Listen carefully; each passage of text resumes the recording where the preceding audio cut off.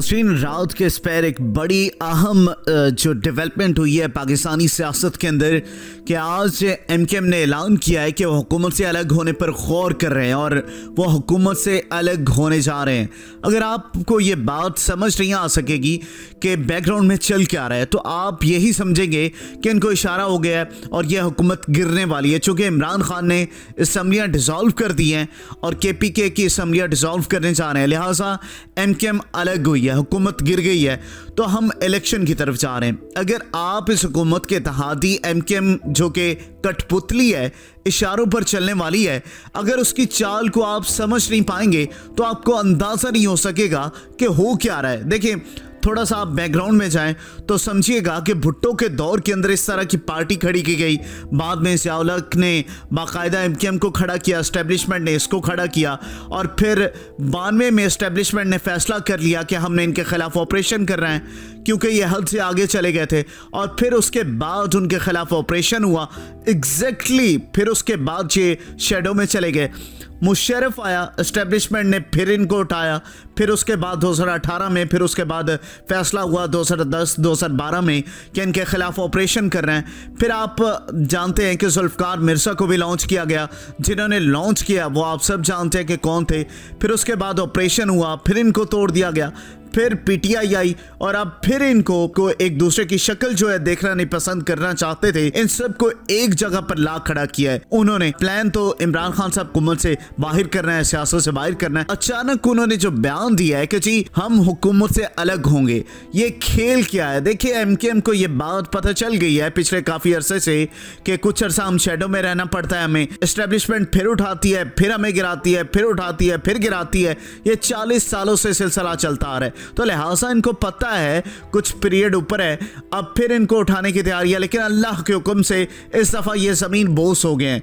MQM किसी सूरत election नहीं चाहती, किसी सूरत वो इलेक्शन में जाना ही नहीं चाहती, वो कतई नहीं चाहते कि इस वक्त शहबाज शरीफ की हुकूमत चली जाए और उसके बाद इलेक्शन हो जाए, क्योंकि उनको पता है कि झुरलू फिर जाएगा।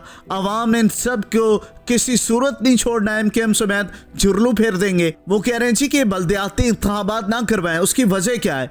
वजह सिर्फ एक ही है कि पाकिस्तान तहरीक इंसाफ वाले जीत जाएंगे, जमात इस्लामी अच्छे नंबर ले जाएगी।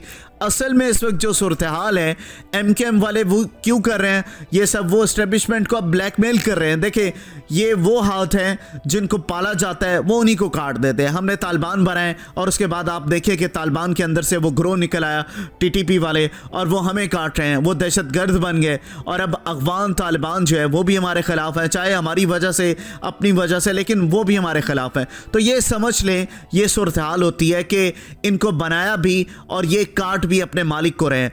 अब ये जो मामला सारे का सारा सामने आया है, शहबाज शरीफ ने फौरी तौर पर जरदारी को कहा है कि जी मुलाकात करो, मामला तय करो, और उन्होंने कहा है जी हम खुद जाएंगे कि अगर ये पीछे हो गए तो हुकूमत गिर जाएगी। एमकेएम की इतनी औकात नहीं है कि वो जा सके बगैर इशारों के, जब इशारा होगा ये दुम चाटते चले जाएंगे। आप देखें कि जब इशारा हुआ था तो इन्होंने इमरान खान साहब को छोड़ दिया, जब इशारा होगा तो ये शहबाज शरीफ को भी छोड़ देंगे।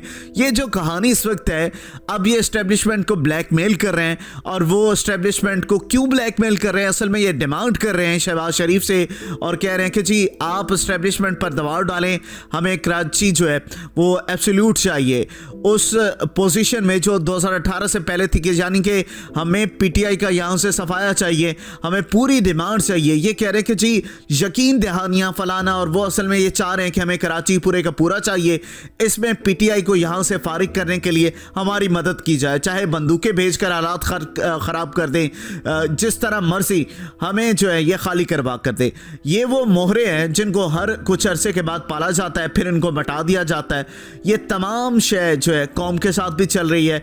इसमें चाहे 20 से 25 लाख बंदे मर जाए कुछ सालों के अंदर, किसी को कोई परवाह नहीं। कराची की ये सूरत हाल है। वैसे अभी भी अगर आप देखें तो कराची वर्स्ट तरीन शहरों में से कराची का शुमार किया जाता है दुनिया में। आप 3 चीज़ें देख लें, खुदा न खासा कराची में हो गई, इस शहर का बचना बड़ा मुश्किल है।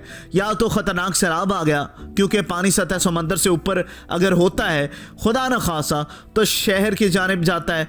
अगर कभी तबाही खुदा न खासा आ गई, बड़े पैमाने पर बिल्डिंग कंस्ट्रक्शन बिल्कुल ख़राब है, नालों के ऊपर इमारत बनी हुई हैं, ड्रेन सिस्टम बिल्कुल ख़राब है, तबाही बर्बादी हर तरफ आपको नजर आएगी। और अल्लाह ना करे ये तमाम चीज़ें। आप देखें पाकिस्तान तहरीक इंसाफ का जब पीरियड चला 2018 से, तो किस तरीके से जो गैर कानूनी इमारत थी, नालों के ऊपर कंस्ट्रक्शन की गई थी, उनको उन बिल्डिंग्स को गिराया गया, प्रॉपरली तरीके से खाली करवाई गई जगह, नालों की सफाई का मामला था, वो तमाम चीज़ें करवाई गई।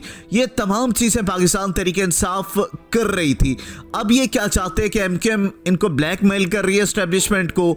आधी रात को इनके लोगों ने उठकर ये प्रेस कॉन्फ्रेंस की और फिर ये कहा कि जी हमें जो है कराची क्लीन चाहिए, अगर आप क्लीन नहीं करते तो हम जो है ये कर देंगे वो कर देंगे। डायरेक्टली उनको टारगेट करके कहा जा रहा है कि हमारे जो डिमांड्स हैं वो पूरी की जाए। अब देखें जी किस तरीके से एक दूसरे को ब्लैकमेल करने पर उतर आए हैं, तो ये ऊंट जो है किस करवट बैठता है ये अब देखना बाकी होगा।